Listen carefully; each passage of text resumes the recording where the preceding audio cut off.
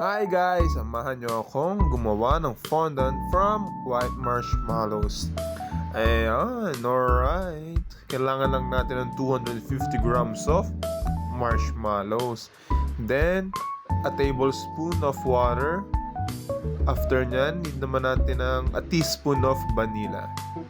Lipat natin siya sa double broiler. Tunawin natin yung marshmallow and patuloy lang natin itong haluin. Kasi pag hindi natin hinalo, didikit lang sa sides and matutuyo lang siya and mahirap tanggalin.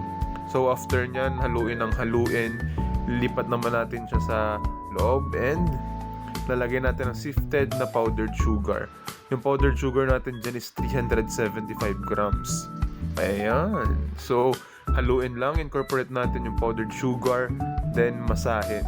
After ma-incorporate, lilipat natin siya sa ating flat surface and lalagay natin ng cornstarch. Ang cornstarch naman natin is 125 grams. So, masahin lang natin ng masahin hanggang makuha natin ang desired natin na texture and ang smoothness na gusto natin.